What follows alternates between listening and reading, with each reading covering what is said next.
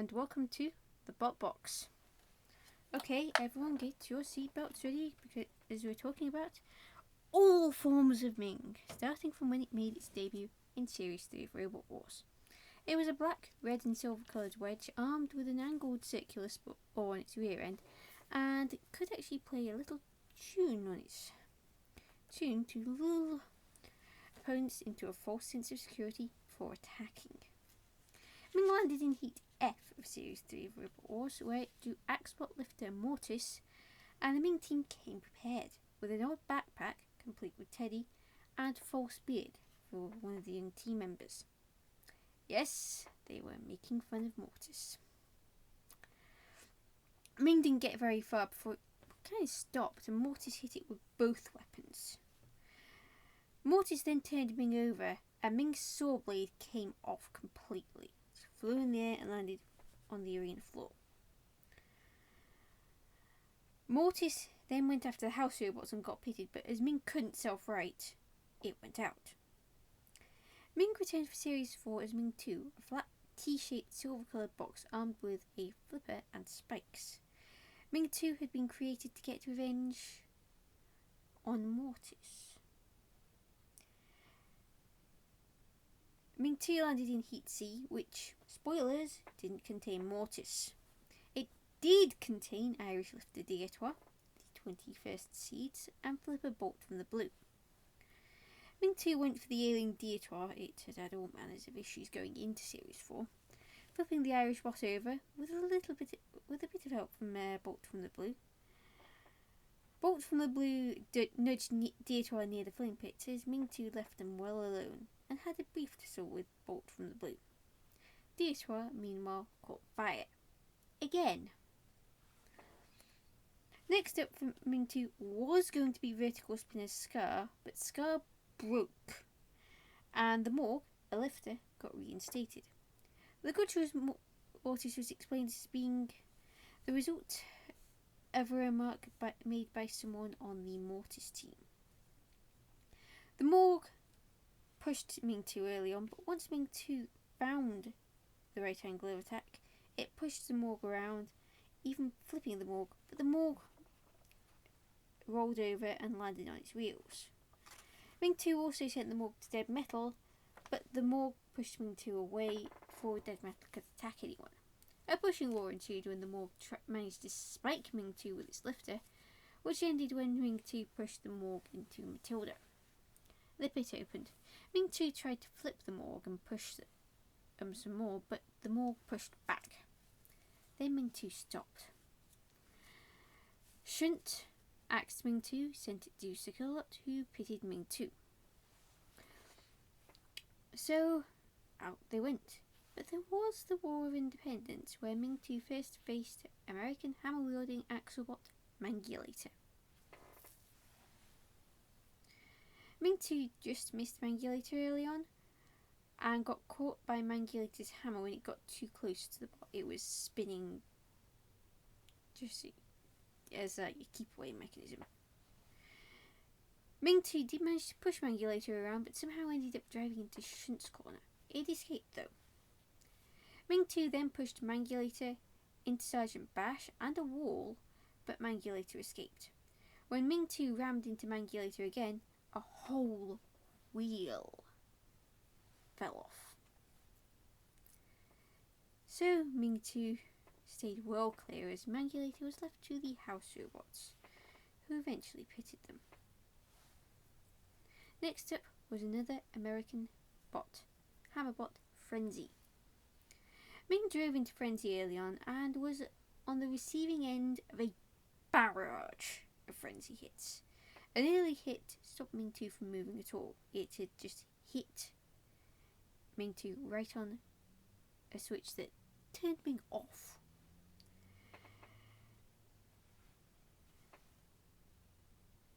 The house robots eventually rocked up. Ming 2 flew air floor flipper. And they would have fought Mortis if they got through. Ming 2 returned for the first series of Robot Wars Extreme as Ming 3, looking very similar to Ming 2, except now it had a crushing arm and very exposed wheels. Ming 2's wheels, at least, were protected. First up for them was a mayhem battle against Flipper, Wheelie Big Cheese and horizontal spinner Hypnodisc. Oh, great. The Ming team even rocked up in costume, in reference to their robot's namesake, Ming the Merciless, Flash Gordon villain. Were a lot nervous, and said in their intro they were fresh from the planet Mongo. That's a Flash Gordon thing, isn't it? Ming 3 drove around trying to avoid Hypnodisc, but pretty quickly got hit by Hypnodisc, of course, and ended up with gash in one wheel. Wheelie Big Cheese tried to flip Ming 3 before Ming 3 went out of focus a little bit. It did manage to try and get a cushion on Wheelie Big Cheese, but the flipper bot got Gouda there. Ming 3 tried to move, but as it did, Hypnodisc hit Ming 3 so hard that the whole wheel came off. The other whole wheel came off with the next attack. One of Wheelie Big Cheese's wheels wasn't looking too good either, but it did at least not get torn asunder from Wheelie Big Cheese. So, with no wheels left, Ming 3 couldn't move. So it got counted out, flew airfloor flipper and got pitted, along with Wheelie Big Cheese, so it wasn't in the pit on its own. Next up for Ming 3 was a vengeance battle against Megamorg. That's right, Megamorg, not Mortis. You see, by this point in the time stream, Mortis had retired. The Trash Talk did use the very line that caused Ming 2 to exist, though. Robot Wars Extreme Trash Talk. Yeah, I think it's more bearable when put to song. Ming 3 and Megamorg danced around each other early on before Ming 3 put a hole in Megamorg. The hole got bigger with subsequent attacks before the two separated. Ming 3 briefly stopped but came back to life only for Megamorg to send Ming 3 to Sir Killalot. Ming 3 escaped. Sir Killalot pushed Megamorg to the pit release, turning Megamorg on its side and trashing the pit release button. Sir Killalot tried and failed to pit Megamorg. Ming 3 stopped again, but the newly released Megamorg's prodding brought Ming 3 back to life. Ming 3 tried to attack, but the house robots split them as time ran out and the judges recorded. They ruled in favour of Ming 3. Next up was Series 5, where Ming 3 landed in Heat L and drew Axebot Terahertz. Ming 3 tried to get an attack on Terahertz early on, but missed, and Terahertz axed Ming 3. The two bots separated, Ming 3 trying to push Terahertz, but getting axed even more. Eventually, Ming 3 got a hold of Terahertz, though the pointy end of the crusher hit Terahertz's skirt, which is the strongest part of Terahertz's armour. Then Matilda, with no provocation whatsoever, hit Ming 3, taking Ming 3 out. As time ran out and the judges called in, Matilda attacked Ming 3 again. So the judges were ruling up to the point of Matilda's attack, so when Matilda attacked, that wasn't counted. The judges ruled in favour of Terahertz. So, it's time for some tag team terror. US style. As Ming 3 teamed up with Flipper Rick in the International Tag Team Terror in the Nickelodeon series, first facing Flipper Bigger Brother and Axebot Cat 3. Both British bots. Basically, they had an American battle, a British battle, and the winners from each faced each other. Rick and Cat 3 were the first bots out. Cat 3 axed Rick, though Rick didn't take any damage from the blow. Rick then flipped Cat 3 twice. After the second flip, Ming 3 rocked up and dragged Cat 3 away. The rules. hardly knew ye.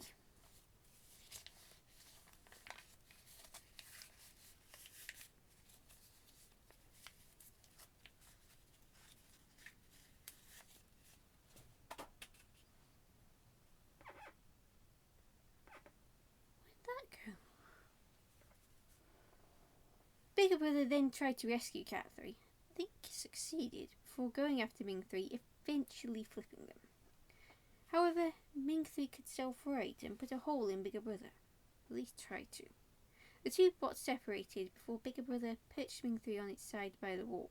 Bigger Brother also freed them. As time ran out and the judges called in, a multi-bot pilot formed.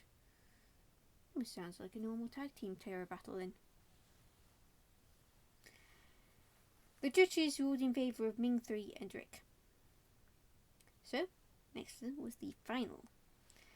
And in there was two American spinners of the horizontal persuasion. Spin Doctor, which was just a normal, which had a disc, and full body spinner, the Revolutionist. Ming 3 took a hit from Spin Doctor early on, but Ming 3 chased Spin Doctor into a wall, disc first. Ow! Tagging the Revolutionist. The Revolutionist hit Ming 3, so Ming 3 tagged Rick, who also got hit. Rick then flipped the Revolutionist into a corner. The Revolutionist could not self-right, but to kill a lot picked Ming 3 up and dropped it in the middle of the arena. So Kill-A-Lot then went for Rick, who wasn't even in the corner, and removed it from the arena. Where art thou, Refbot? Well, the answer is simple. The Refbot was counting out the Revolutionist as time ran out, and the judges called in. That's where the Refbot was. They ruled that Rick's removal from the arena was an illegal ejection, and ruled that Rick and Ming 3 had won the fight, which landed them the title. Now on to Series 6, where Ming 3 landed in Heat H, where it drew Lifter the Hassock's Hog, Axebot Hot Pants, and Dual Spinner Spam. Dual Horizontal Spinner Spam. It had one at the top and one at the bottom. Kind of a spinner sandwich where the spinners were bread, essentially. Spinners were the bread, not actual bread.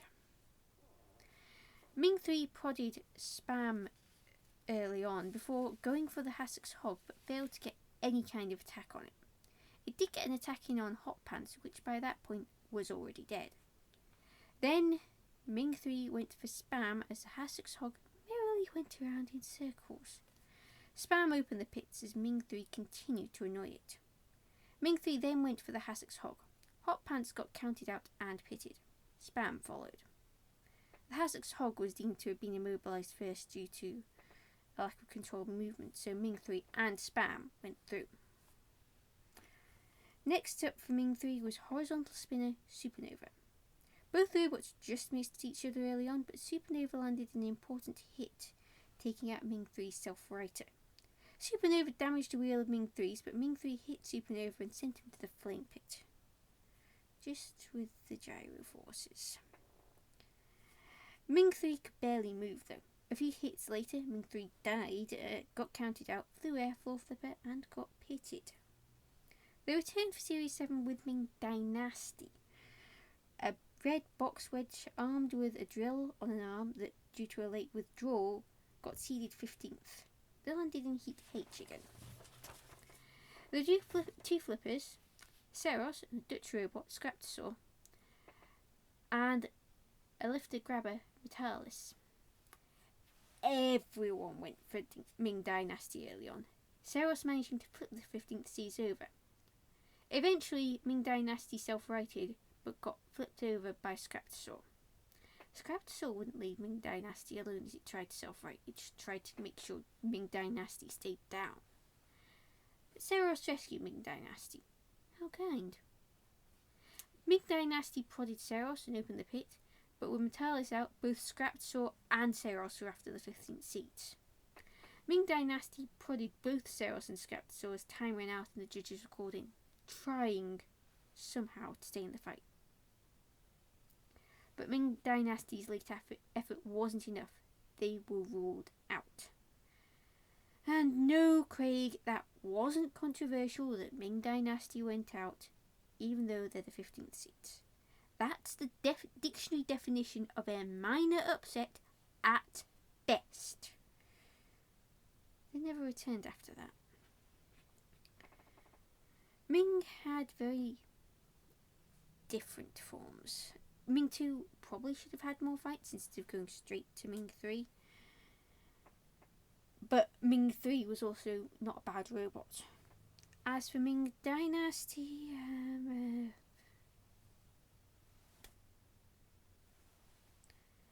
anyway, Ming was in more series than Mortis were, and they did get points for the stuff with the backpack and the beard. In a way, Ming maybe did get their revenge on Mortis by just being there more often than Mortis was. Maybe. Something to think about. So, who's next? Taiki, please be kind. Could be Mortis, you know. Haven't had them.